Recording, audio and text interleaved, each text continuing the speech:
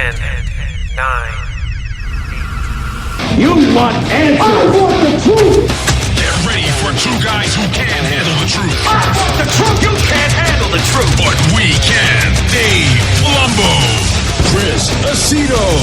RxMuscle.com presents Heavy Muscle Radio. Watch out!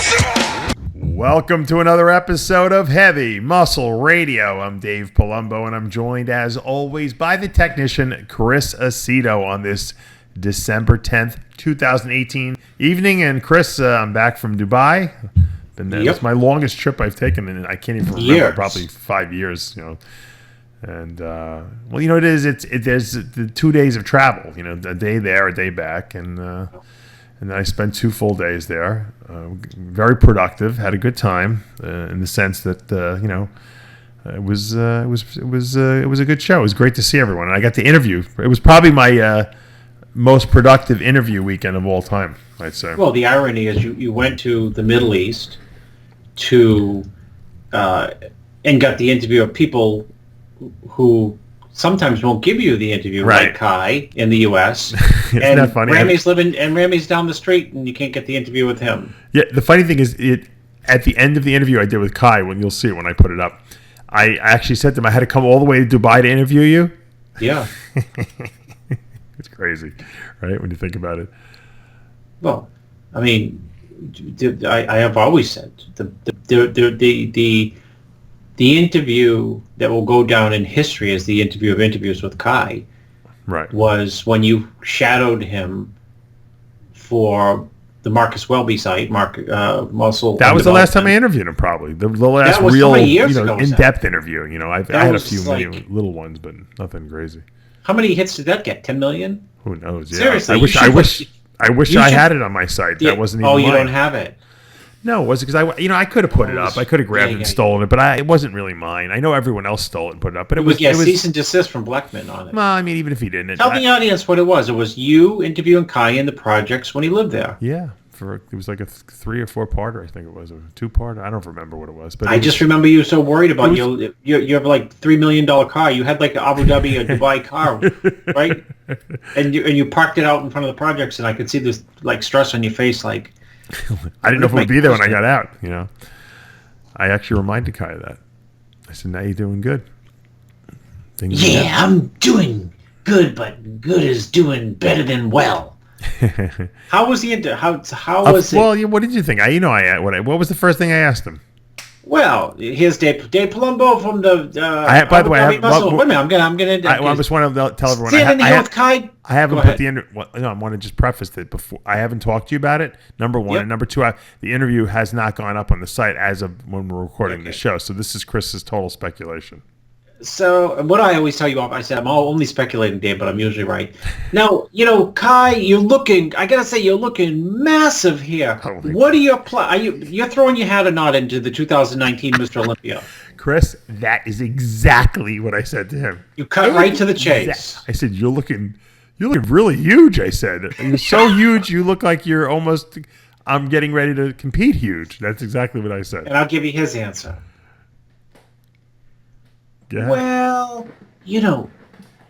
it's to define one with the metric of beating another man is different than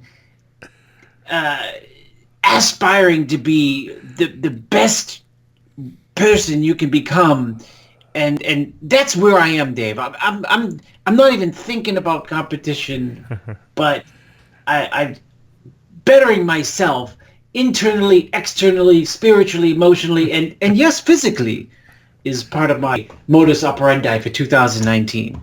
At one point, I asked him a question. And he was going. So you asked it again, I'm sure. So are you going to compete or not? Yeah. So at one point he said to me, he goes, "What are you looking at?" I said, "I'm waiting." I said, "What?" He said something like that. He's like, "What are you staring? What are you staring at?" Or something like that. I said, "I'm waiting to see if you answer my question." Everyone in the audience was hysterically laughing. He's a very intelligent guy, Kai, and he's very entertaining. But he's frustrating to interview because you can't get him to answer a question. He should go into politics. He can deflect the question better than anyone. He's like dodgeball. It's like playing dodgeball when you're a kid. You throw the ball and you dodge it.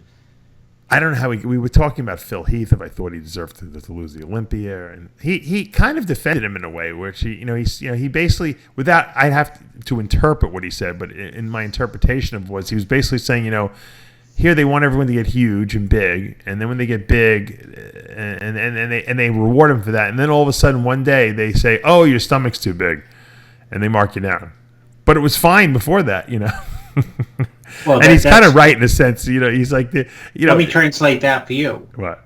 That means, even though he's not competing, he likes knowing that people think and know that he's the best in the world. So if there's someone new who's beaten Phil, that puts him down the ladder. No, I think he was implying that when the agenda of the people who judge the sport he was implying changes. That. I'm telling you what the real deal is. Well, no, but I think this is really what he meant. He meant this. He felt that when the agenda of the people who judge the sport changes, they'll find a reason for the person not to win anymore.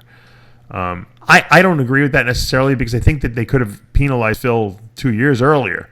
I think they just said, okay, we gave him 2 chances. We warned him, and he didn't improve, and so he lost. That's what I think it is. It seemed pretty cause and effect. No, just hasn't gotten through Kai's head like it hasn't got Phil's head. So I said, well, Kai, you went. It hasn't got through his head that they lost. How's that? Yeah, I mean, yeah, probably. They tied from the hip. The real reason is just what I said. It knocks Kai down 1 in the quotes unofficial standings of best in the world, so he can still post his pictures like he's Mr. Olympia, though he's not. Well, I said to him, do you want to, because I know there's a lot of political back and forths or whatever, and I said, do you still have the desire to compete? No. I said, you're 300 pounds.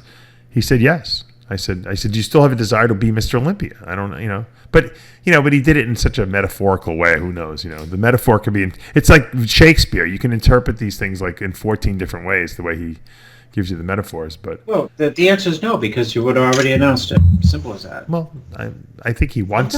He's making it seem like he wants to compete. But I want to be a billionaire too. But it's not.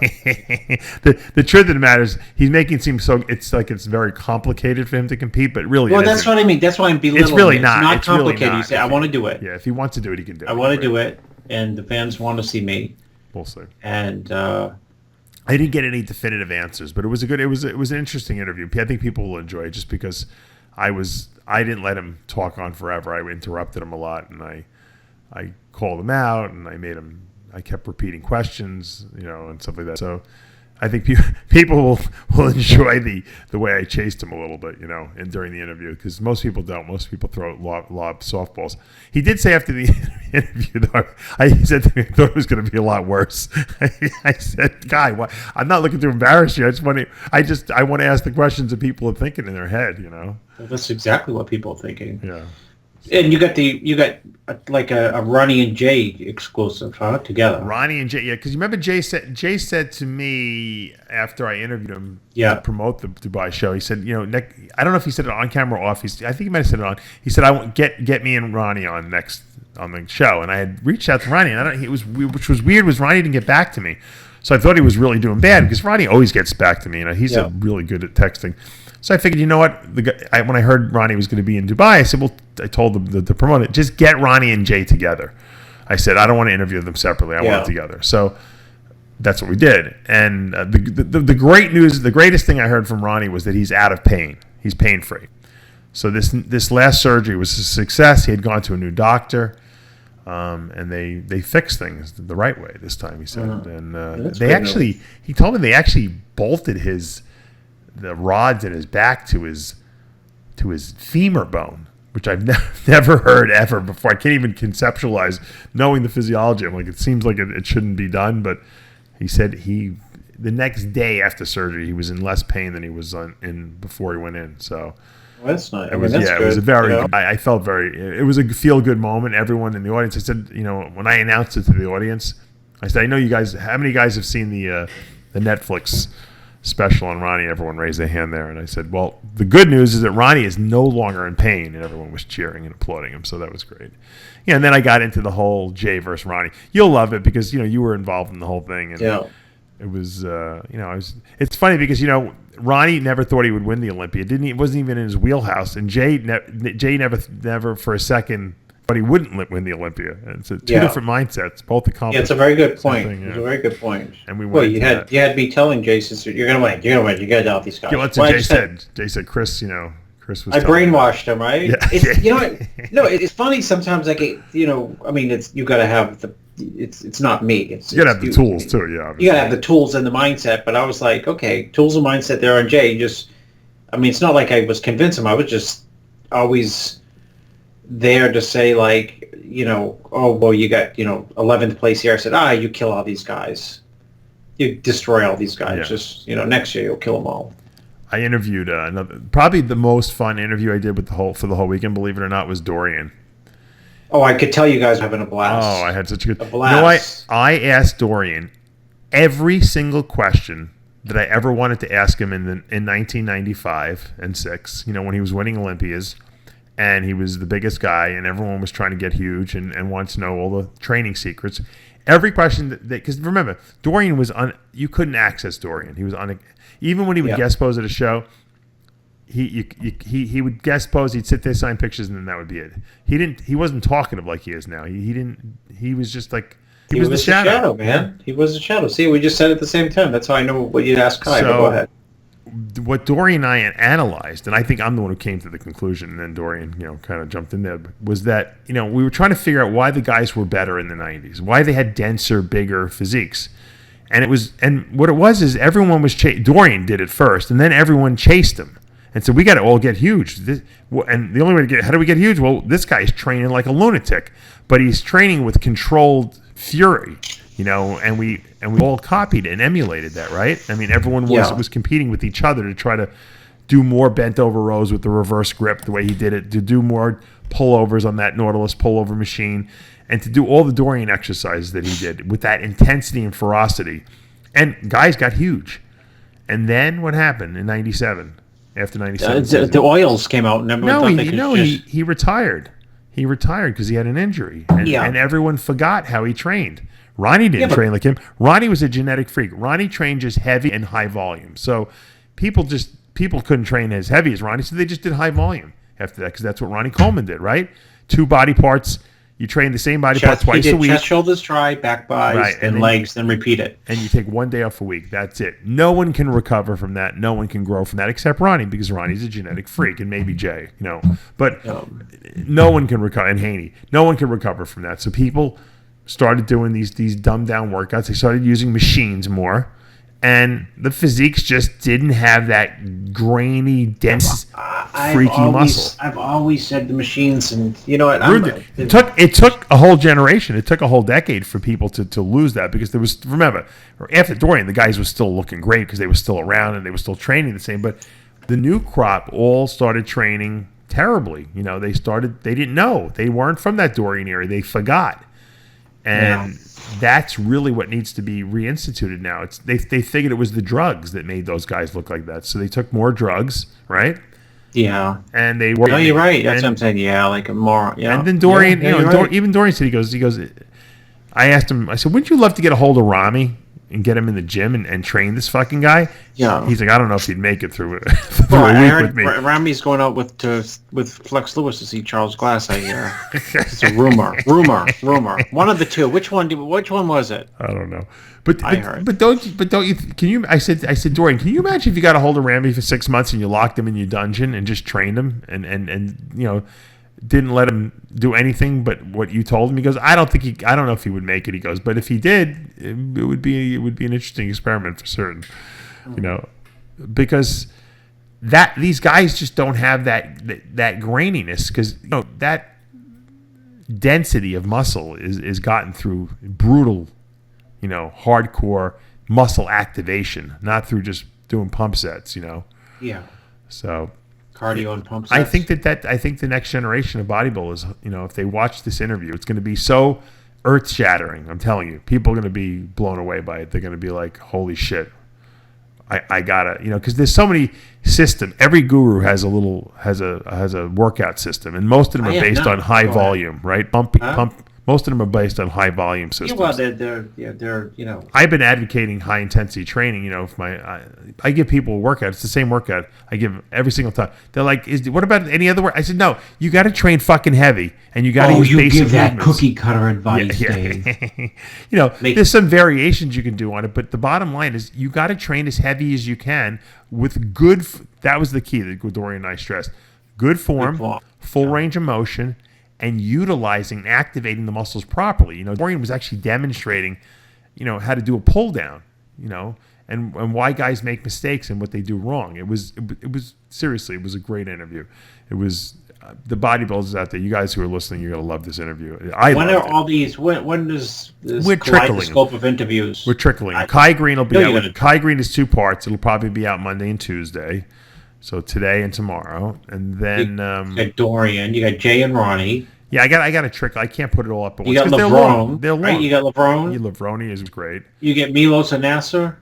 I got Hany Rambod. You're a good buddy there. Oh, yeah, Hany has told me. I thought he wasn't on the list. I'm going to give you a little blockbuster that he gave me, just a little teaser. We talked about a lot of good stuff, but he is no longer going to be training a lot of people. He cut back. The only people he's training are the people who work for Evogen now. He stopped his training business, basically.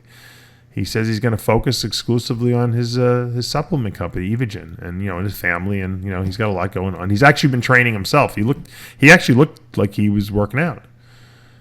Who did he tell me that someone thought he looked like someone else? What did they say? He said you look like. Someone thought he looked like I'm trying to think now who I'm blocking it out now. It was funny. He said movie star. No, like a bodybuilder. He looked like somebody. He said, and he made the joke. He said it was Alibaba. Ali Mala. Ali. That's the friend of Samir's. Yeah, no, I know Ali Mala. I can't remember who they said he looked like, but he said I told to them I'm a very out of shape so and so maybe. No, but he lost a lot of weight. He looks good. I said, Hany, you got to take. You know what? This is Hany's problem. And you know it too. You said it before. He had to turn down Remy, who he approached in the first place. He said he turned down. He claims he turned him down. I don't know if that's true. Well, that's what you didn't listen to the sentence who he approached in the first place. But go ahead. He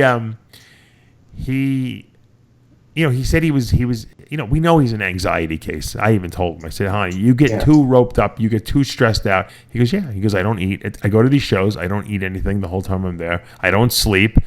I don't take care of myself, and I was too worried about my clients and not worried about myself. And he goes, I was afraid I was going to die. You know, I was going to get sick, so I stopped doing it. So I could respect that. You know, I said, you know, I the difference between him and me is I don't let it bother me. I don't give a shit. Yeah. I want people to do well. I know you do too. We want to see them do the best that they can do, and we but there's only one winner, so you just don't worry about it. Right? You can't create so much anxiety and stress self that you lose yourself. And I think a lot of these guys do that. You know, they lose their relationships that they're in. They don't have any relationships with their kids because of it. You can't do that. It's not that important.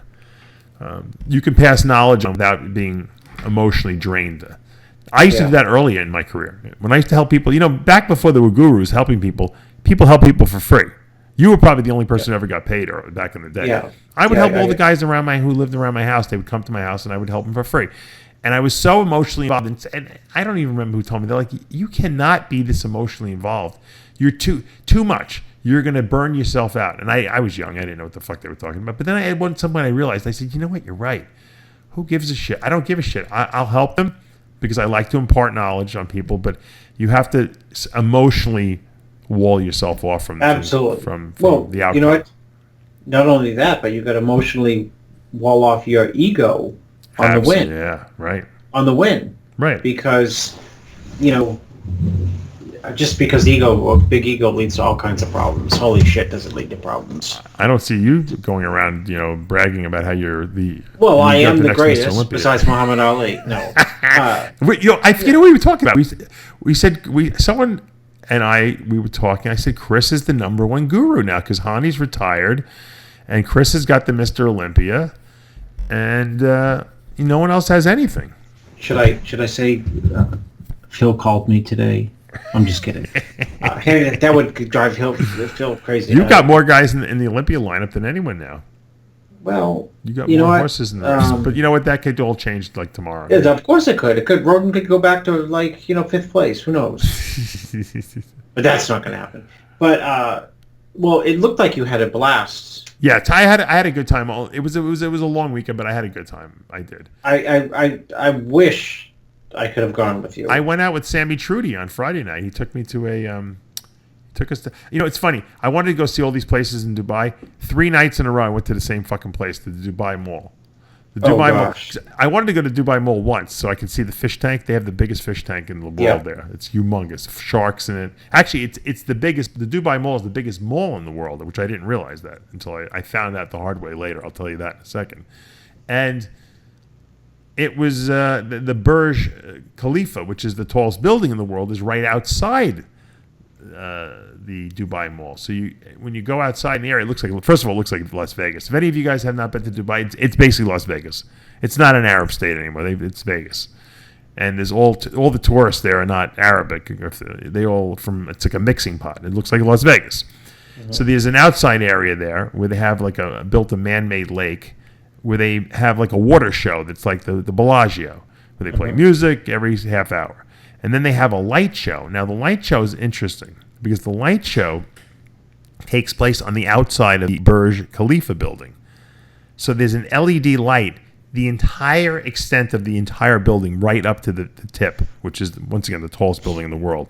So they have all these crazy light things going on outside the building. And it go off to music, too. It's incredible. It's absolutely unfathomably incredible. And I hear they're building another building that's going to be even taller than that one. It's going to be a kilometer high, which will be the tallest building of all time. So Dubai is pretty incredible. Anyway, so I went with Sammy Trudy took us there to eat sushi. There was an all-you-can-eat sushi place. I went there Friday night with him. Yeah, Friday night I went with him. Thursday night I went with who did I go Thursday night with? I went with Thursday night I went to Sid. You went with Sid to the same place. No, Sid wasn't even there on Thursday night. Thursday night I went to P.F. Chang's. It's funny, the mall has all like American restaurants. all the Long Island restaurants. it's pretty pathetic when you think about it. I had a great meal there. And with my good client Syed. Syed only came in for the day, but he took me to he took me out to eat to P.F. Chang's. We sat outside and we watched the water show and the lights on the Khalifa there, Burj Khalifa building. It was really, really good. Walked around the mall. I saw the fish tank. Did a little video. Then the next day, Sammy Trudy said, "I'm going to take you to the sushi place. It's all you can eat." Okay. Sid was there. So Sid, him, and I went back to the mall. I'm like, "We're going to the mall to this restaurant?" He goes, "Yeah, it's in the bottom of the mall." Once again, so we sat and watched the light show. We sat and watched the light show and the water thing, which was still impressive. Sid and I hadn't seen it, so I figured, all right, we'll go to the mall. We'll eat sushi. Sushi was phenomenal. It was like $1 million, but everything in Dubai is completely overpriced. Way worse than anything in New York. So we go back. Saturday comes. Another one of my clients, Mohammed, he's Syrian, but he lives in Abu Dhabi, so he drove in for the day. And Mohammed Al Nawakawa comes in and says, "I want to take you out. I want to give you hospitality. Real, Middle Eastern hospitality." I said, "Fine. I'm going to take you to the best Syrian restaurant you've ever eaten in." I said, "Well, I've never eaten a Syrian restaurant, but I've had Middle Eastern food, so I'm thinking that sounds good to me, right?" Yeah. We get in the car. I thought we were going to he originally said we were going to the building there that looks like the sailboat. That it's like a 7-star hotel. Yeah. So I was all excited because I hadn't gone to that one. I wanted to see it. We driving around. Next thing I know, we're in the mall parking lot again. I'm like, we're back at the fucking mall. Yeah. Dubai Mall, back at the mall, 3 nights in a row. He's like, "You're gonna have a great view of the light show and the water show there." So I'm like, "Are you serious?" Sid and I rolling our eyes. So we walk in. We go to the exact same spot, except we go to this restaurant, Sirak or something that's called. I think it's a Syrian restaurant. There was hardly anyone in there. there was like a big shake in there eating with like, you know, 2 of his wives or 3 wives or something like that. And we go to this outside place, the best seat in the house. We're sitting watching the water show again. The view is we have the best seat in the house at this time. And they brought us some freaking meal. I'm telling you, Mohammed outdid himself. The spread that he treated us to was unbelievable. If you guys like Middle Eastern food, man, the most authentic. Even Sid was licking his chops, and Sid knows that kind of food. You know, he's eaten it before. What a great bunch of food we had. And there was so much. It was like I felt like I was with my Italian grandmother. He kept ordering more. I'm like, Mohammed, no more food. I said, we're full. No, we get more. We'll get desserts. I don't even eat desserts, you know me, but I had to eat the desserts because they look so good. They were nothing like anything I'd ever have for a dessert? I don't know the names of anything. I'm terrible. I have a picture. I'll send you a picture of what I ate. So we ate all this food, and it's like 10:30. Okay, at night. I'm leaving at midnight for the airport. Okay, because I had a 3 a.m. flight. It's an international flight. I don't want to mess around, right? I'm like, guys, you know, we're having a good time here. I got to make a flight. I got to get back to the hotel. I got to pack. I got to shower. So he's like, no problem. Bring another dessert. So I'm like, no more desserts. Come on, let's go. You know, at this point, I'm like getting a little nervous. So, all right, so we leave. Now, remember, we're in the biggest mall. I said, so we go back to there's 6,000 parking lots there. We go to the parking lot we're supposed to be in, which took forever to walk through the mall to get there because the mall's so big. And he can't find the car. Of course not. Because now, if I'm the one driving, I would have taken a picture, right, of the place. Yeah, me too. Yeah, I'd take a whole video, what floor. Right, but when Sammy Strudy took us, I didn't pay attention because he knew where the thing was. He knew where the car was. Yeah, so your client takes you, and you get the best meal on earth. He's like me. You just can't, yeah, he's like me. He just goes. He doesn't remember anything. Yeah, he can't find the car. So now I'm panicking. Now it's 11 o'clock. Now it's 11:15.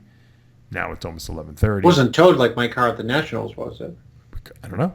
There's 8 parking garage floors in the specific parking lot we were in. Okay, because the mall's the biggest mall in the world, right? There's 4 million stores in this thing.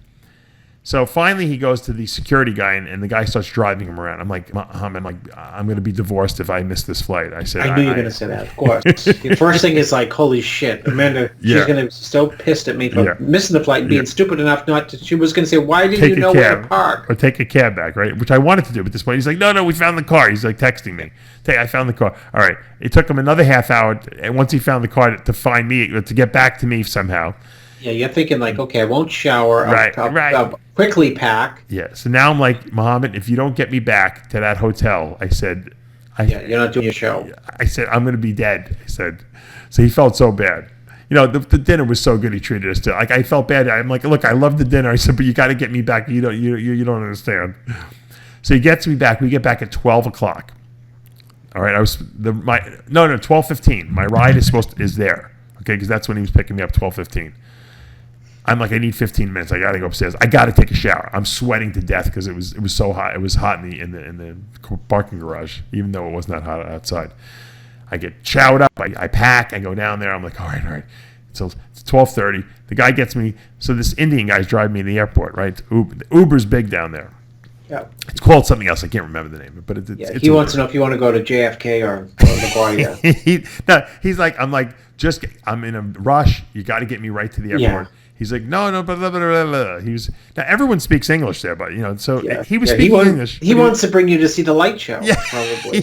He's like, he's about to get off this exit. I'm like, this is not the airport. He's like, I get you a bottle of water at the gas station. I said, bottle of water. I said, I just told you, I gotta get to the fucking airport. What are you doing? Fucking drive. To get you a refreshment. No, I get you a water. I'll get you a popcorn on the way to your divorce by being, because you know what it is. You go like this, Amanda, I missed a flight, and you're gonna go to the desk and say, can I get on the next flight? They'll say, yeah, it goes out on Thursday. Yeah, tomorrow. They're all sold out. Yeah. So I'm like, can you please just get me to the airport? No. Okay, no problem. So you drive he's driving like 5 miles an hour now. I'm like, look, I don't want to be, and he's I don't know if he can't really understand me. I'm like, look, can you go a little faster? You get the plenty of time. I said, I don't give me plenty of time. I said, I got an international flight. I said, you don't know what's going to happen at the airport. Yeah. Luckily, the airport went pretty well. It's funny, I have the defibrillator, so I can't go through the metal detector, right? Yeah. So in New York, that's like a 25-minute strip search. Do you want to go? They start off by you want to go in a private room when we do this. I'm like, we're not having sex. Just fucking feel me up. I don't care. Just come on. Get me the fuck out of here. This is what every time in the United States is a real pain in the ass. So this guy's like, okay, put your arms out to the side. I don't even think his hands touched me. He's like, okay, go. No shoes off, nothing. I could have had airplane bombs in my shoes. Like, it didn't matter. So Fibrillized bombs. Yeah.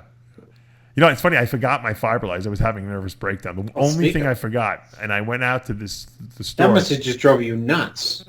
I went to the store to buy Fibrillized? Whatever. I was looking for anything, psyllium, anything, and they had pills. They were like $100 or something like that. So I bought this thing of psyllium pills, and I told my client who was coming there, Syed, I said, Syed, I know you have Fibrillized at home. I said, you bet. He's in Bahrain, so he took a flight from Bahrain just to come see me for one day on Thursday, and I told you he took me out for dinner, and he hung out at the expo on Friday a little bit, and so he brings me his Fibrillized. So I'm thinking, this Fibrillized tub was made in the U.S. Syed came and took my guru course, in September. Yeah. He took the Fibrillized back to Bahrain with him, and he works in Dubai too. And then he had to fly from Bahrain to Dubai to give me the fiber back. That was what, in your house? And then I flew back from Dubai to Florida with the same fiber. This Fibrillized bottle has been over the fucking world. That's funny. Yeah, it's pretty funny. It's really funny. Full circle. Yeah. So it was a good look. It was a very relaxing weekend, even though it was busy. It wasn't like stressful busy. You know what I mean? We weren't covering a show or anything like that. It was. Well, your wife, you're getting settled in. It's like when people say, Chris, you're going to the USA. Yeah, I'm going 4 weeks out. The 4 weeks out? What are you doing the show? No, I'm just getting away from my kids. So you got a chance to get the freedom. Yeah. We can edit this out if your wife listens to the show tonight. The freedom of being away from the family. Yeah, that's right.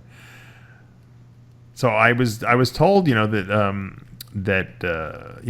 I didn't realize this, but Dan Solomon is the new promoter of the Olympia. Did you know that?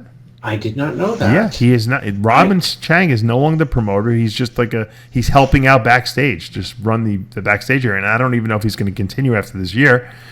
And I hear another rumor, and I'm not going to say who told me in case I'm not supposed to say it, but I'm going to say it anyway because I know our listeners like rumors. And this is probably a true rumor, that they're going to move the, not this year, not 19, in 2020, they're moving the Olympia back to the Mandalay Bay, which Dan Solomon's facilitating that, which I hope it goes through because I guess they have a bigger venue now so they can keep the expo and the show in the same place, which would be phenomenal. Dan Solomon must be a lot smarter than he looks. Oh, he's a genius. He's going to, and you know what? No, I'm serious. How do you know how to do, like, for example, if someone said, Chris, we are going to bequeath you the Olympia, the first thing out of my mouth would be, I know how to do it. I'd say, no, because I don't know how to do it. Or two, I would call you and say, Dave, you got the number for Robin Chang?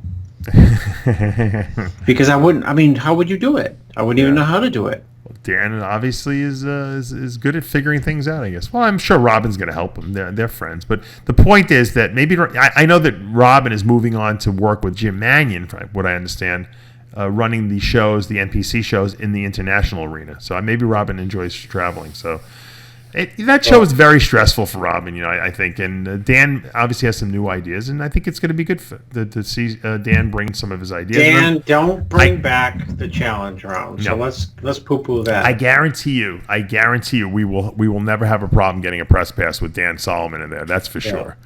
That's good. So that's a good thing. I'll never have to be jumping through hoops when I'm there. I feel like I'm not wanted at the show. Because that's old school thinking, Speaking of which, Aaron Singman told me that he wants to promote the Nationals. He wants to become the promoter of the Nationals. Did you hear that? Can you believe that? The Nationals. Why? Yeah, he wants to bid on the show. I don't know. He said he wants to promote the Nationals. Like he wants to make money. Tell him you'll be back then. I told him. I said I will endorse you Because I'm. This is my I first know year that. boycott. I boycotted. I know you Listen. went because you had clients, but I boycotted. And I went really because I wanted to go to Miami. But you wanted a vacation. No, but I'm saying I boycotted, and I said I will continue to boycott as long as Steve Carroll's there. I can't tell you how many people were there who made fun. I didn't get it. Like they're making fun of you in a good way. Like, well, looks like Dave's not here, huh?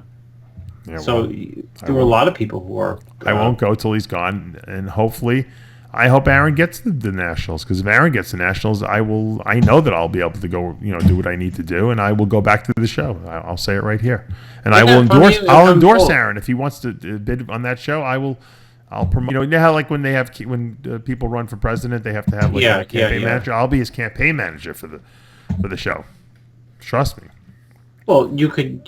Why don't you that get... show needs new ideas, blood. new life, and new blood. Exactly. Just like the USA, even though John Lindsay did a good job, he's got Tamer in there now and his brother running that show. That's it just freshens it up a little bit. Hopefully they'll see the writing on the wall too. You got to open it up. Aaron's like, the first thing I'll do is tell everyone in the audience that they can video the stage. That'll be the first thing I do. I want everyone to video the stage and put it on social media because I will encourage it. So yeah, because it's what is the downside to that? I call we've been calling for change, and I think that finally we're seeing some new blood come into the arena of this bodybuilding show. And like I said, I never said I wanted it to be me. I don't really have any desire to promote the Nationals, but I want someone to come in there who is going to make it better because I'm a bodybuilder at heart. You're a bodybuilder at heart. That's where our first love was. We want to see the sport grow.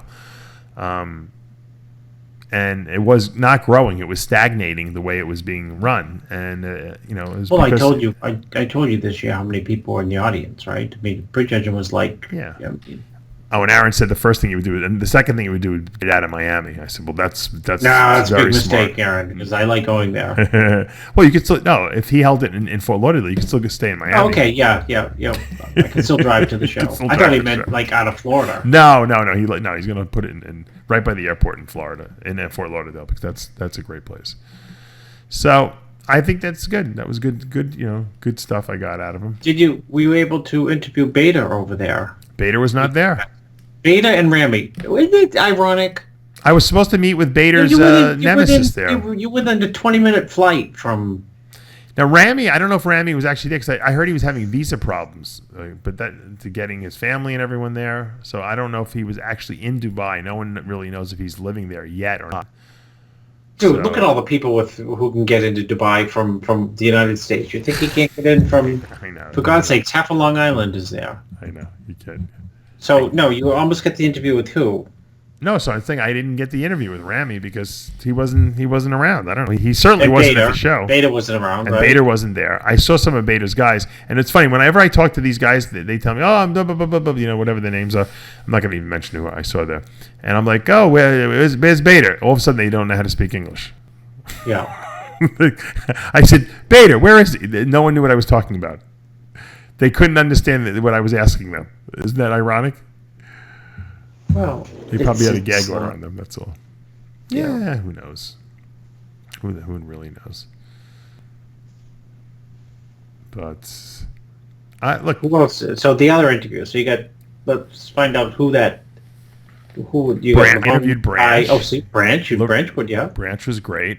Levrone was amazing. We had some great. Levrone was doing. Yeah, Levrone interviews when he's in his element, when he's in the right mood, especially at a trade show when he's making money. Yeah. Then the interview's off the charts. Yeah, because he should say he was doing Ronnie Coleman impressions. I was just gonna say, and he's funny. I said to him, I said, Kevin, if you had trained all year round, because he would stop training after the show. Yeah. After he had that first season where he came second at the Olympia One Night of Champions. Remember, 92. And then he tore the pec, I think, in 93. Yeah, going into 94. Yeah, and then he never had an off season after that. He would get ready for the show all out. So the question was, I'll give you the answer. But So, the reason he didn't do it is he was afraid he was going to tear a muscle again. So he didn't think his body. And he might have been smart. I don't know, but he felt like because Kevin lifted heavy, he would squat 600, he would bench 404, almost 500 pounds. He told me, I didn't realize this. He tore the pec when he was trying to do 650 on the bench. That's when 650 pounds he was trying to bench. I think, Kevin, you should have just gone down to pump sets. Yeah, exactly. Pump sets. Yeah, people want to know why Levrone has a fucking crazy physique. Yeah, maybe Kevin, you should have gone down to I would have traded in the 650-pound bench presses for the hammer strength, the pink one, the hammer strength, upper pec machine.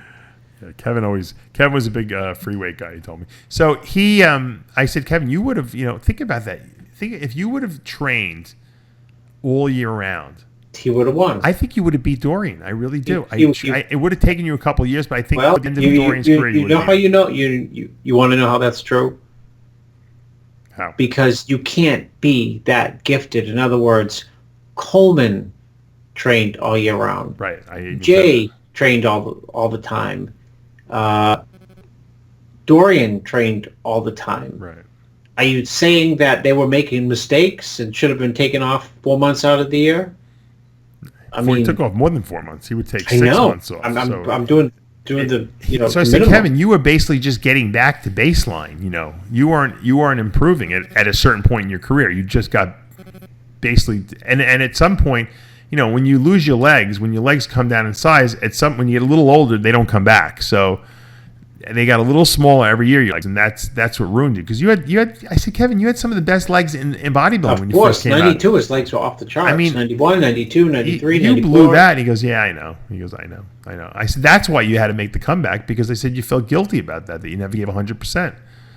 And it was out of fear, really. And it wasn't that Kevin wasn't lazy. He was afraid, And he had such good genetics that his body would bounce back. So look, the guy didn't train, for 6 months. He got ready for the Arnold Classic in 12 weeks. In the year I helped him, 96, which by the way was the biggest he ever was. He even admitted it. Yeah, I was there. He was crazy. Yeah, he was crazy big. Yeah, because I had him using insulin.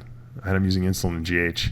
I pulled the Milos on him, and because I knew Flex was going to be great at that show. I said, you got to be. I said, Flex was phenomenal. I said to him, because I helped him. So was Dillette. Dillette was incredible. Yeah, I said, you have to be bigger than you've ever been, because Flex is going to be 100%.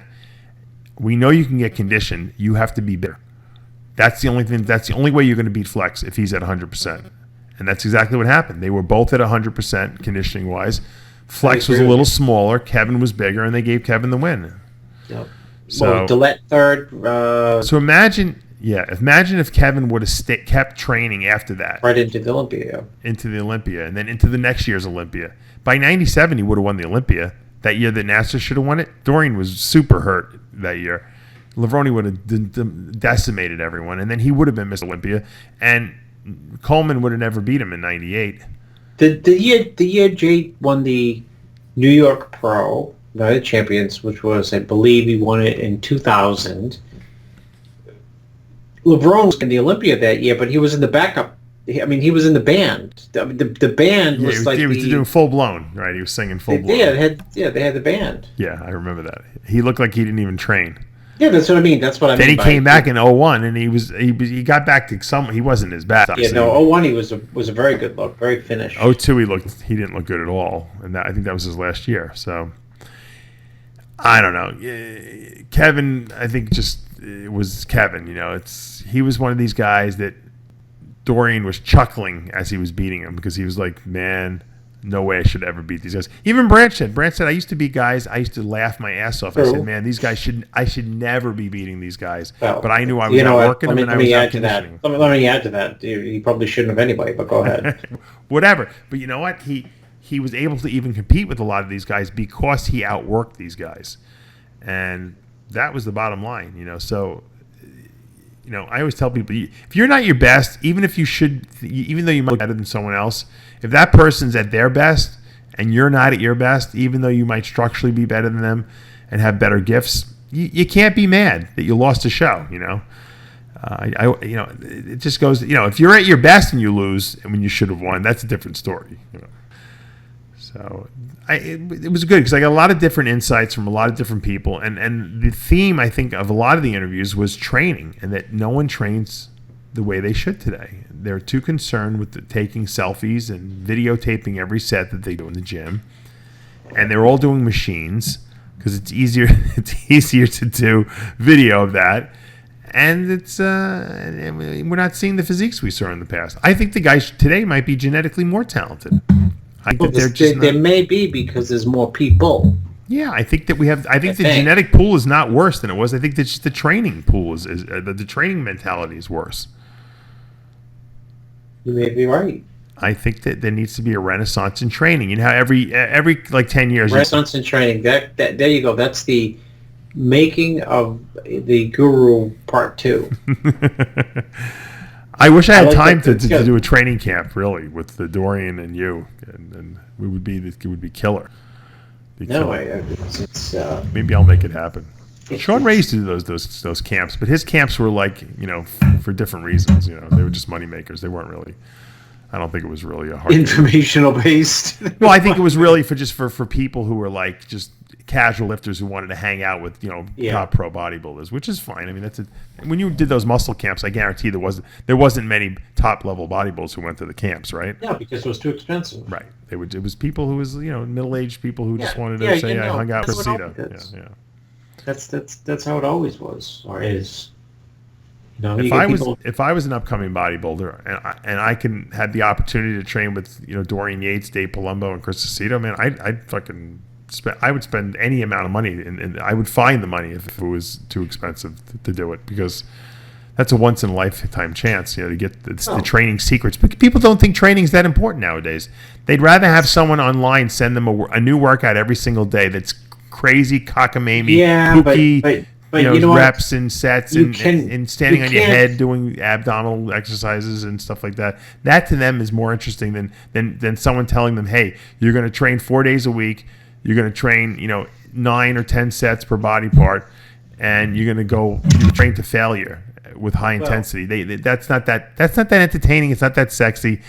I remember DeMeo said to me once that I guess I don't know if it was Menser had talked to him or someone. It was either Dorian or Menser said to him. Someone said, you should really come and train at Gold's with us. I'm going to show you how to train, heavy duty. And I think he might have even gone. And he's like, I can't do this. He goes, I'll be too bored. I like going to the gym. These workouts are too short. So what would I do all day? The workout. What was the phrase they used? The interesting, or the workouts don't need to be interesting. No, they should just be hardcore, balls to the wall. Yeah, they should be effective. Yeah. I was thinking about that. Oh, then there's a difference too between someone said, "Hey, Dorian, email me a workout." It doesn't mean anything unless you know how to execute it and do it. Exactly. That's really the truth. You have to be in the gym and someone show you, okay, this is the exact way I want you to do all the movements for the chest and what you need to get out of it, versus something that's written down on a piece of paper. Because people ask me too. They email me, hey, you got any workouts you can send me? I don't even respond to people. Because bench press 12, warm up, then do 10, then do. I saw a workout. I'm not going to say who it's by. It's by a top pro guy who has one of his workout systems, and it's not Hany. I'm not trying to pick on Hany. It's by another pro, well-known pro who gives workouts out. And a pro bodybuilder or a pro guru? It's a pro bodybuilder who trains people for shows and stuff like that too. And I know who it is already. But go ahead. And it was one of my clients, and he gave me the workout. He showed me the workout, and I was like, this is nuts. It was like every single exercise you can possibly do for a particular body part in the workout. So if you can do back, it was 8 back exercises, with just silly. It was just silly type stuff, little maybe make sure you do this or make sure you do that. It was just generic in a sense, because every workout's generic. The most effective workout is the most generic workout, right? Go to the gym, squat, leg press, leg extension, leg curl. Go home. Well, listen, when I first bought a boat, Dave, I tied the boat to the dock with 500 knots. I think I've told that story. And someone came up to me and said, "What is that?" I said, "I don't know what I'm doing." So I figured I would tie 1,000 knots. So if like the 1,000th knot came loose, knot number 999, 98, 98, 997 would hopefully stay. And the guy, seriously, I made this mound of a knot tied to the dock. Yeah. And he untied it, and he executed, and he knew what he was doing. That's part of training, to execute, know what you're doing.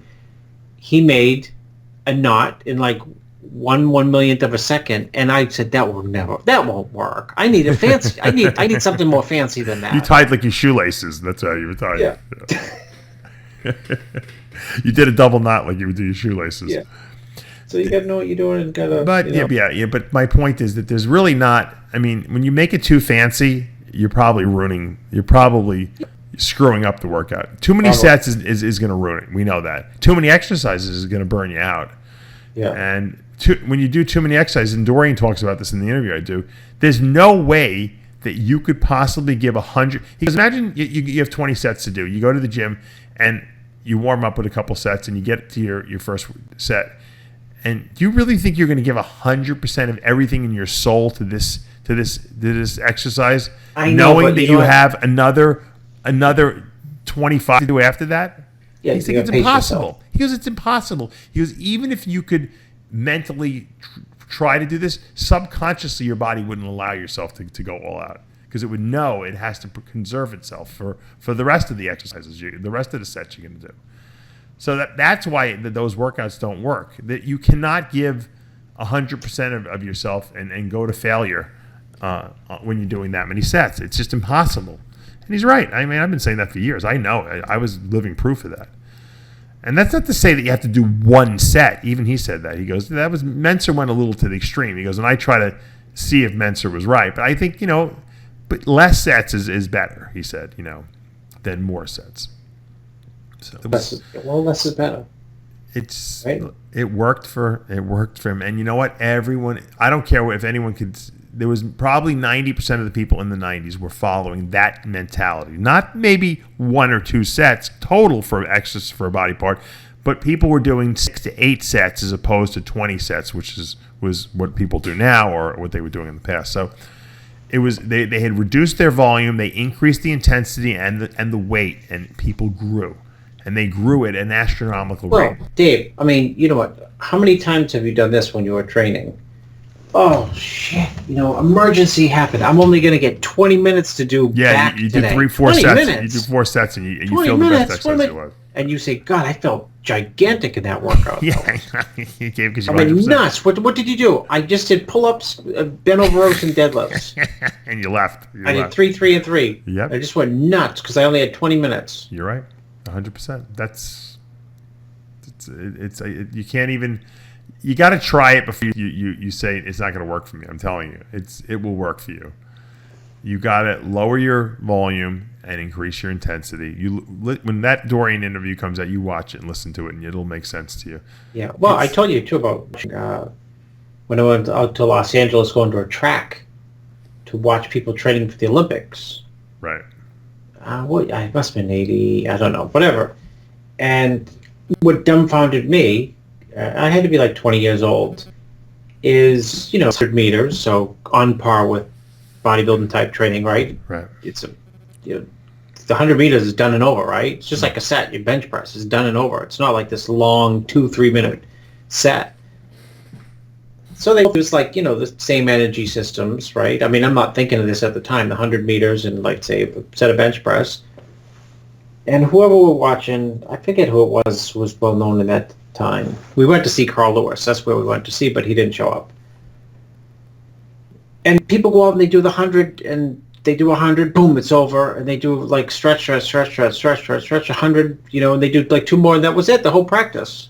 I was thinking, right? Oh, God, to get faster, to get better at it, they got to be doing, Well, they'll do 40s. They'll do 40s, to work on their explosive starts, something like that. They'll do 10 of those, and that's it. That's the whole work. Those are the equivalent of half reps. Yeah. But I don't know. I just think that I think that's what's missing. I really don't think that anything else. I think the talent pool's there. I think people have the desire. I see bodybuilders love bodybuilding. I think they don't know any better.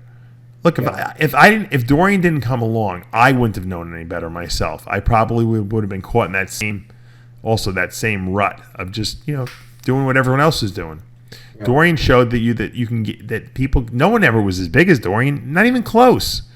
No one was close. No. Hany was like a puny compared to Dorian. Dorian was 20 pounds bigger than Hany, and the reason he was because it was the way he trained, and everyone knew it. No one thought drugs. Yeah, everyone thought Dorian had secret drugs, and Dorian actually talked about some of that, some of the secret things that people thought that Dorian did. Dorian's like, I heard a rumor that I would take my blood out every night, and I would inject growth hormone into my blood and store it in the refrigerator in the morning, put it back in.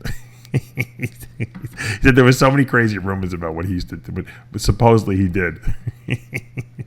I said, isn't it funny when you look at it now, Dorian? He goes, yeah.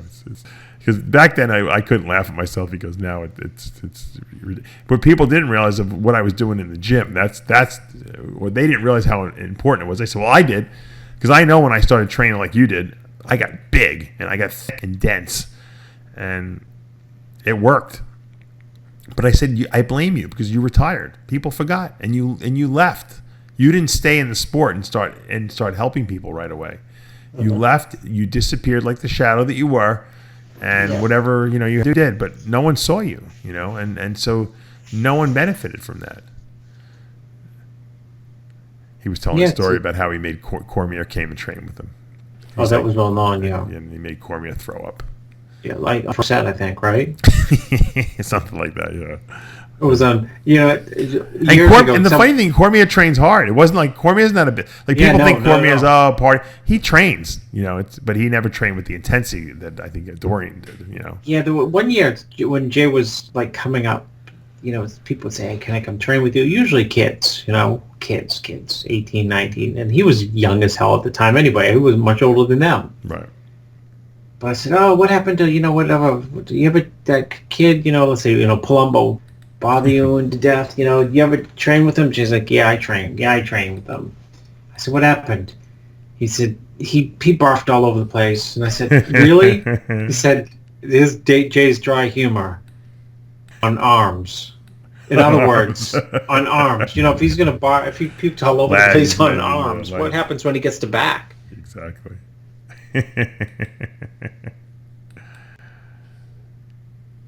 Though, if you ask Jay how he brought up his back, he said, fuck it, I tried the low volume, that's not working, so I'm just going to do everything. Yeah. Jay trained, though. Jay trained hard. I mean, all these guys trained hard, so. I found it very fascinating, because, like I said, I'm a fan, so for me it was great. And where's Dorian residing? Where's he living now? He lives in south of Spain. He lives in a beautiful, warm weather. He does yoga and all kinds of stuff like that during the day. Oh, you know what I heard? I don't know if this is true. My friend Justin Miller told me this because his wife Rita lives in she's from Brazil, and so she was back there. And I've talked about God before. Yes. The healer who's down there, who I went to see. I was just thinking of him, actually, but go ahead. I heard he's getting arrested or something like that for sleeping with underage women or something. Can you believe it? I can't even believe it. Like a lot. All these people coming forward. I was like, holy mackerel. Is there anyone pure out there anymore? No, you know what? What's bizarre? It's bizarre just the amount of sexual aggression that's in the workplace. People in power, take advantage. For any person to come out and say, like, oh, Joe Smith, harassed me, and I was working next to him in this law office or whatever. For every one person who comes out, there's like, certainly more who just like, it happened 10 years ago. I'm just not even going to rehash it. Something like 30 women came forward supposedly about this. I got to look it up. I didn't look it up yet, but very, very disturbing. He might still be a great healer, but the problem is that these guys and girls and women, they're humans, and because they're human, they might have abilities, but they also have egos. And well, we started the show on ego, right? They get egos and they get drunk on their ego, and Mm-hmm. So I see Sean had his Sean Roden Classic in the Philippines past weekend. Yep. I was wondering why he wasn't in Dubai because Dubai, everyone else was yeah. there. I forgot he had a show. They had a men's physique show. Denis Gusev from Russia. Abdul Aziz from Saudi Arabia was second. And then they had a pro bikini where I see Janet Leigh finally beat Lorelai Chapato. So congratulations to Janet on the win. So, Sandy Williamson got to go out and judge that show. I wonder if that must be fun, if you're a judge and you get to go to some of these shows. I guess a lot of people don't like. I know Weinberger hates traveling because he'd rather be at his gym. But I guess at the end of the year, it's got to be fun to go to these shows. I will tell you one thing: I got treated very, very well in Dubai.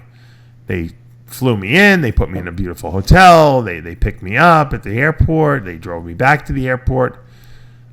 We had carte blanche at the show. Anything we wanted, it was great. So it's nice to be treated well by promoters who respect you and this respect. And you know what? And I gave 100% to what I did there, and I gave them a show of their lifetime. The fans loved it. It was well done. We videotaped everything so that now that the people who weren't there can see it. I mean, I love to do my job and do it well, especially when I'm treated well. I hate to have to beg for things like press passes and, I mean, when we were at the Olympia, they took a press pass away from us because my photographer showed up a day late because he missed his flight. They canceled his flight. I mean, think about that. I mean, that's whose fault is that? He was there the next day. I had to give up my press pass and get a ticket, a VIP ticket I had to buy. Or actually, thank God Jim Mannion gave me one. Because, I mean, think about how stupid that is. I mean, why? I mean, you got press, you got people going there who want to promote your event and showcase it at its best. I don't get it. I don't understand it. But I'll tell you, like I said, I've never gone to an international show and not been treated with utmost respect, and the red carpet rolled out for us. They really know how to do it out there. I wish I had more time to go to the international events because they really do a great job. I gotta take my hand. I'll go next year. I'll go next year with you to Dubai. Yeah, you have to. I'm gonna tell the promoter. You get your press pass, even if the show is moved to the Nationals from Miami to Fort Lauderdale. Yeah. If Aaron's we'll have some good press seats for sure. No, you should come to Dubai. Everyone was asking about you. I forgot to tell you that. Everywhere I went, people were like, "Where's Chris? Where's Chris? Where's Chris?" He's with Remy and Bader playing they can't be found. Yeah. I said Chris is on lockdown. I said he got to go to nationals this year. Yeah. So no, if the ticket's there, I'll go to Dubai. There's some places you want to go, right? Yeah, no, you definitely got to come next year. I'll go for that Syrian restaurant alone. Oh yeah. Just don't make me watch 3 light shows 3 nights in a row. No, Mohammed will take you out. You'll love it. Do you smoke hookah? Oh, are you kidding? I know you love it. They got the hookah was flying around. Crazy. I don't like smoking anything, but Sid was smoking the hookah with Mohammed, and it was a very, very good fine hookah from what I'm being told, at least. It smelled good too. I love hookah. I have it in my house. I haven't done it. I didn't know it. A long time, but I have like all kinds of them. Yeah, they probably like 5 of them. What is it, like tobacco? But it was like very fruity it's smell tobacco, stuff. like some type of tobacco. But it looks like you smoke it out of a bong, right? Yeah, you smoke it out of a bong, and the tobacco's soaked in, let's say, like apple or grape, right. licorice, flavors in it, yeah. And so you have some really definitive flavors. And like it. the bong, somehow the bong, I mean, potheads would know. It cools something so it doesn't burn your lungs, I guess, yes, it was right? in ice water. They had the thing in ice water, yeah. I can't... Listen, when we do the UK Victory Tour, I'm only going to rub it into other people, but also to have the hookah. The hookah. Because, listen, when we went 2 years ago, me and Roden to England, ask Sean, ask him. It was like, all right, we're down. What do you want to do? Let's go to the hookah shop every night. Oh, really? That's funny. I didn't know you were such a hookah fanatic. Yeah. Who knew? Who knew Chris was such a hookah fanatic? I don't know if you heard the story. Someone said, I thank God for all our fans. They send me the great stories. There's a new trend now. People are getting high. You know what they're getting high on now? Now what? Diarrhea drugs, Imodium. Are you serious? Yeah, evidently, if you take enough Imodium, you get like an opioid high from it, but it's very dangerous. You can kill yourself too. What is the ingredient in it? Loperamide is the main ingredient. Yes. But I didn't know you can get high from it. But evidently, in high dosages, it can stimulate the opioid receptors. But in the dosages you have to do to get high, you can really mess yourself up. From what I'm reading here, You can stack it with fibrilize, so one prevents you from going, one allows you to right. go. You have to neutralize them. We call them Ron Partlow gang. A lot of people like that line. it's interesting. Well, it makes sense because, like, think about it. Opioids make you constipated, right? And that's what loperamide does essentially. I mean, it prevents you from pooping. Yeah, so you need to cancel each other out. You need the fibrilize to stack it with so that you can get high on the diarrhea medicine and still be regular. Because what they're doing is they're keeping it behind the counter now. And they're asking people, like, people who look suspicious, they go in there to ask for it. They say, "I need Imodium." They're like, "Well, what are you doing with it?" They like. Well, it's like getting pseudoephedrine last year when I had a cold. Yeah, that's right. They questioned you, didn't they? Yeah, we do. It's like you have to show an. They don't even have it on the. They have like a picture. You take the picture of what the box looks like and bring it to the pharmacist, and then he asks you for your ID. It's like, oh my. Meanwhile, your nose is running. It's like, how about that? There's my ID. My nose is running. That's what I'm using it for. He said, well, you might make methamphetamines out of it. Unbelievable. I'm gonna go snort some. I'm gonna go crush up some loperamide pills and fucking snort it up my nose. Oh yeah. What will people do? I mean, what's next? I mean, I don't even. How does anyone even figure shit like this out? That's my whole point. Because it takes. Have you not heard the saying? It takes a criminal mind, right? Yeah. Like a criminal, you might hear someone say, "God, if he put the time and energy that he put into embezzling there to starting a company similar to that, he's smart enough to have figured out how to successfully embezzle before he got caught for like 10, 20 years." Anyways, people get high, figure out ways to get high. Yeah. Did you see this?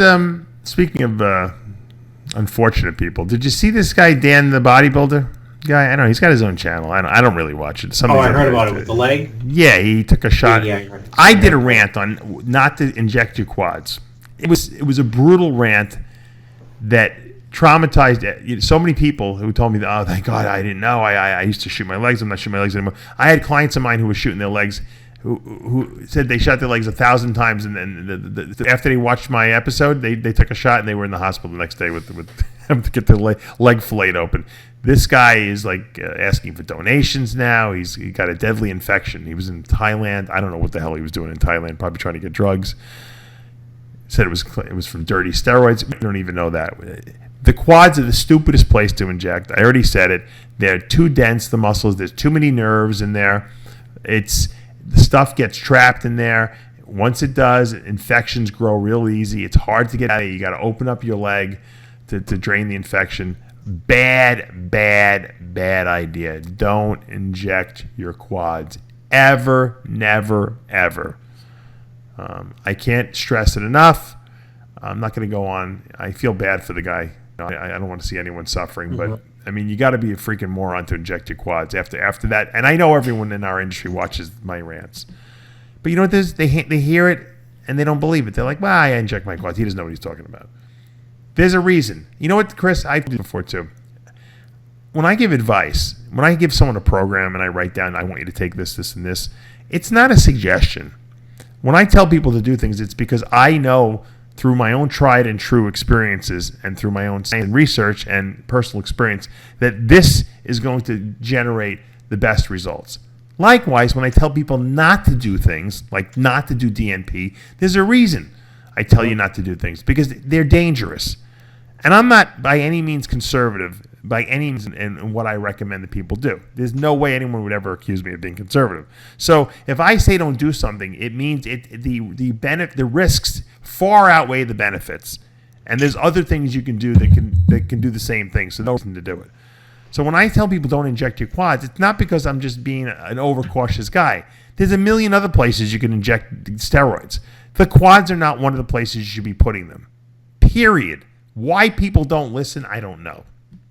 Drives me crazy. I feel bad, but they're dummies. Because they get small quads. That's why they do it. It drives you crazy, but you don't know it's because people have small quads. That's why people put it right. They expect it to have some like local effect. Yeah. Okay.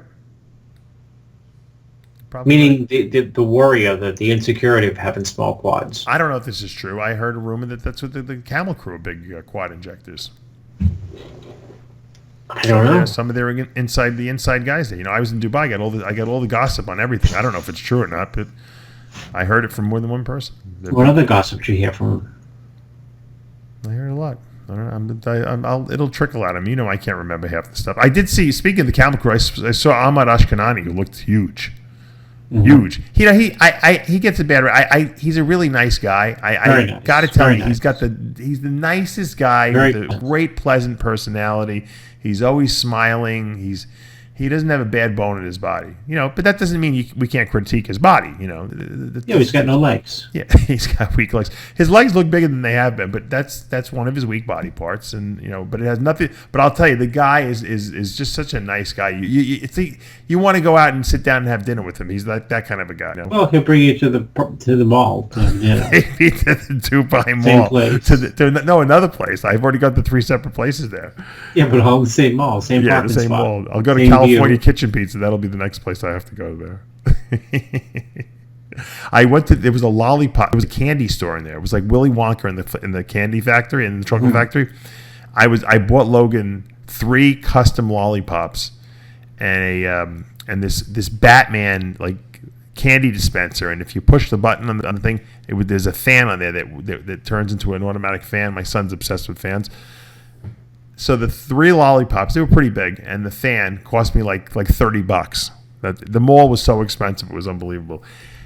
I didn't buy him. What I wanted to buy him was, and I figured he would just make a mess. It was a lollipop that was like the size of my head there, because they custom make everything there. It was like seriously like Willy Wonka's, like just obscure like crazy looking candy that you've never seen. And you did not get it. I didn't get the big one because I figured he would make a mess with it. It would be stuck to my fucking hair or something like that, or he'd stick it to the cat or something like that. It was too big. I knew he couldn't handle it. He's not ready for a big lollipop like that. But the store was unbelievable there.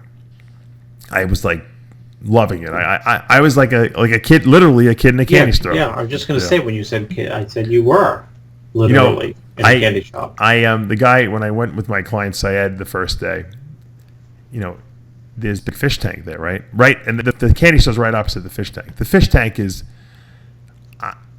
first of all, the most amazing thing about the architecture there is, imagine this: you get the biggest fish tank in the world, right? It's 1 million gallons. I don't know what it is. I'm making it up. Easy. It's easy. The thing is on the second floor of the mall. Yeah. It's not even on the cement. It's on the second floor. Think about the support. The weight. Of it.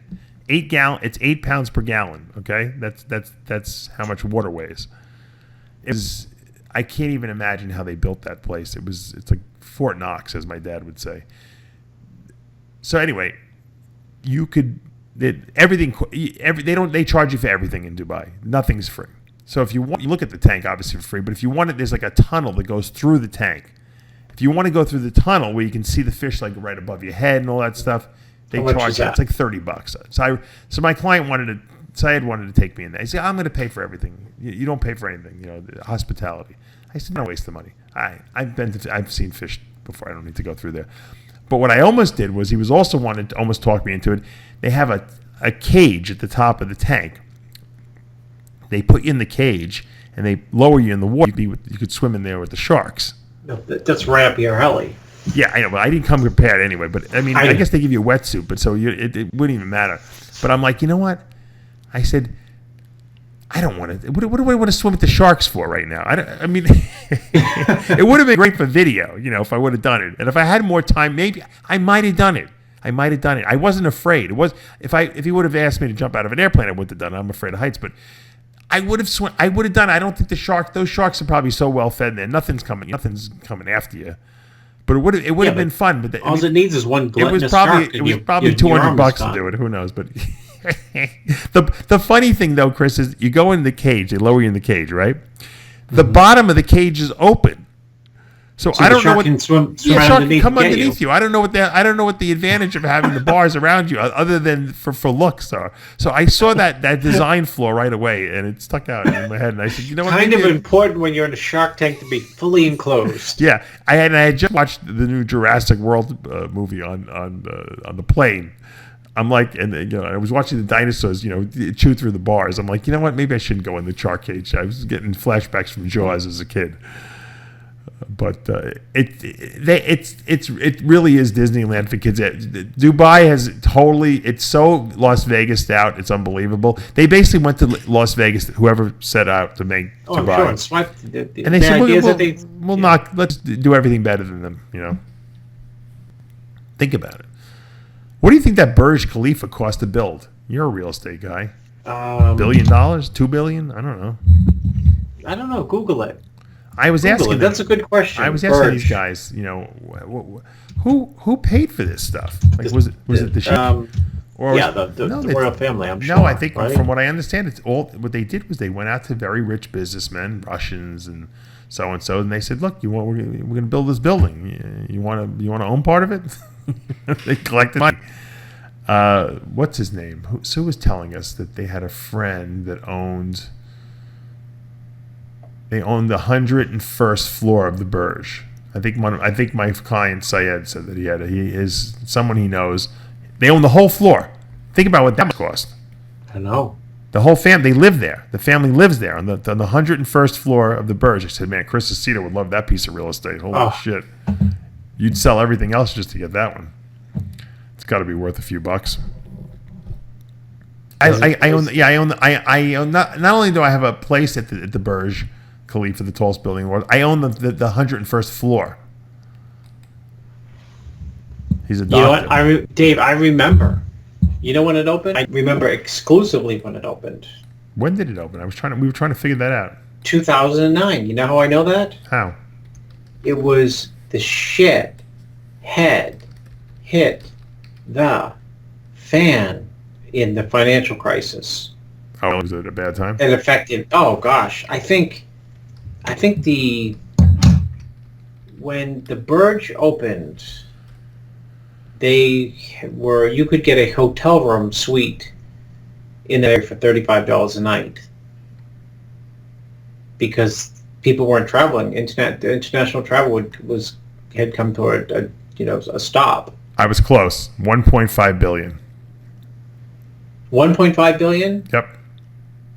Jared Kushner spent $675 million, which is really how much? 1.5? 1.5 billion. That's in Dubai money. If it was built in New York. York, in Dubai, so convert it down. Well, no, that's the U.S. But if it was built in New York with the unions, it would have taken 5 times as long, and it would have probably cost what, like $10 billion. Twice as much. Yeah, I'm actually looking at the thing. It says it was in downtown. Hold on, what does it say here? They're trying to say if it was in downtown Manhattan, it would be $20 billion. Is that what they're saying? Yeah, see if there's a conversion rate. You know what? When I look at that building, and then I look at the Freedom Tower that they built in the and built in New York City to replace the World Trade Center, I'm like embarrassed almost. Yeah, no, it's tiny. I'm embarrassed. It's tiny. They took 2 huge buildings that were the biggest buildings in the world at one time.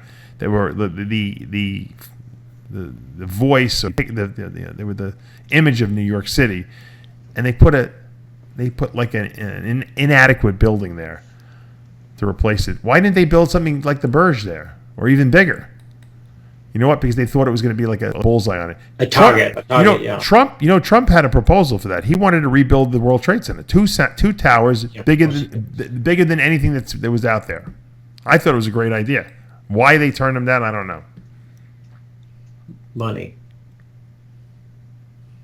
That Burj is so beautiful, and the skyline, you see it. It's breathtaking. It really is.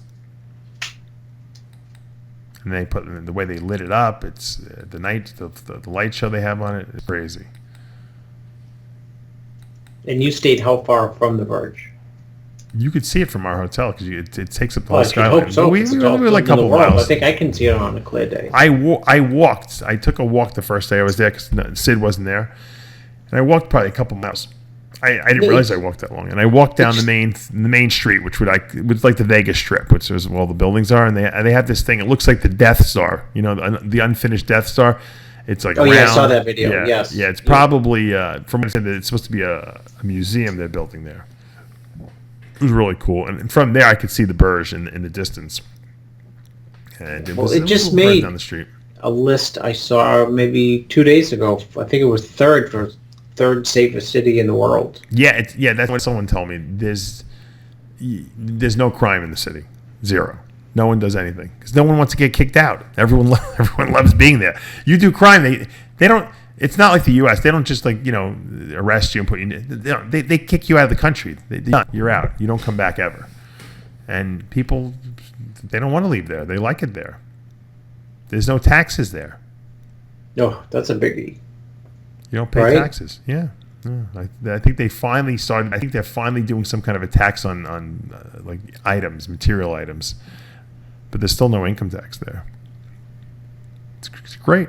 It's a great idea. Yeah, no income tax, no property tax. It is very difficult if you're a foreigner who wants to come in and live there.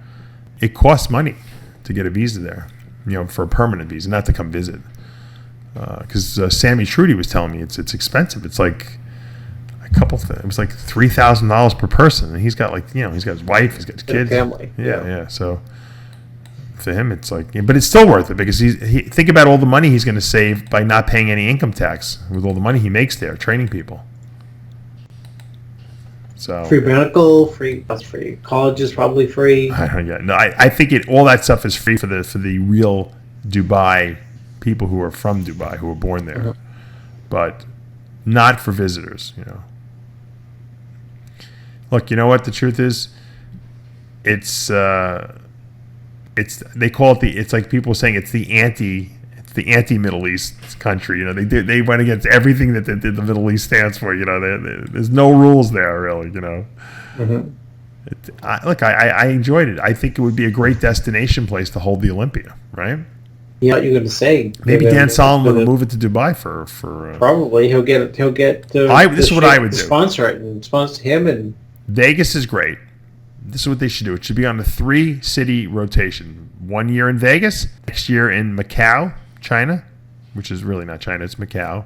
Yeah, that's the Vegas of the Asian continent. And then the next time it's in Dubai, and you rotate it that way. 3 great cities with tons to do. Vegas-like. It allows people in other parts of the world to go. Phenomenal, and I would not mind getting on an airplane and going there. Believe me, even though they're long flights, I wouldn't care. Great cities. That means something. And you got Hong Kong right there next to Macau, so you get on a 45-minute ferry, whatchamacallit, and you go to Hong Kong. Dubai, you never have to leave. There's a million things to do there, and that they'll roll the red carpet out to have the bodybuilders there. Yeah, no doubt about that. And you know what? If we could you could probably throw Qatar in there too. They can probably hold it also one of the years on the off year. They could have like when they had the Germany Olympia, they could have the Qatar Olympia the day after the Olympia.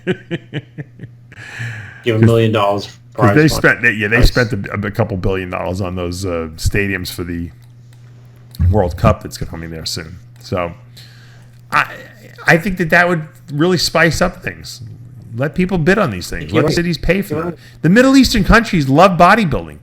The government would pay for it. They wouldn't even care if they spent $1.5 billion on a building. You think they're going to care about a couple $100,000 on a show? No, it's going to be. Well, you're right. It's going to be petty money. So that's my take on the whole the whole thing. I don't know how we've been talking so long, but we've been talking a long time. It was a good weekend. I want to thank Nick Adams for bringing me out there. And when's the first interview up is Kai, correct? No, Linn Bailey went up first. That's up. Okay. Arash is up. Kai Greene should be up when this show airs, part 1, and part 2 will be tomorrow. and something this week as well. Now, don't forget, next Monday, I'm getting my shoulder surgery. So we'll have another radio. We'll probably do the radio show, I'm sure, the night before. And I'll give you guys a preview the following week. Hopefully I'll be back in action. I didn't miss last year at all, so we'll did we do a radio show from the hospital? No, we didn't do one from the hospital, I don't think. Did we? Yes, we did. Oh, we did. We've never missed. We've never missed. We did one from the hospital, I think. You're right. I don't know if it was that during was it my shoulder surgery we did it there? Yeah. Maybe I didn't have a Monday surgery then last time, because I was only... This time it's a Monday surgery, so... We'll see. We'll see what happens. I'm a little nervous, I got to tell you, but even though I've had it done before, it's just the thought of it is a little nerve-wracking, but... Yeah. Once I get it done, I'll be happy. I'll be like, oh, thank God, I'm finally on the mend. I'm on the mend. I'm going to have 2 shoulders at work. For how long, I don't know, but they're going to work for a little bit. Yeah, just don't do the Levrone 650 benches. You'll be okay. Yeah, exactly. Yeah, I had a guy, because we've been talking about my shoulder. I had a guy contact me. He's like, yeah, the doctor told me I'm not going to be able to get back to bodybuilding if I get the shoulder replaced like I need it. Well, what's your take on it? I said, well, you could lift.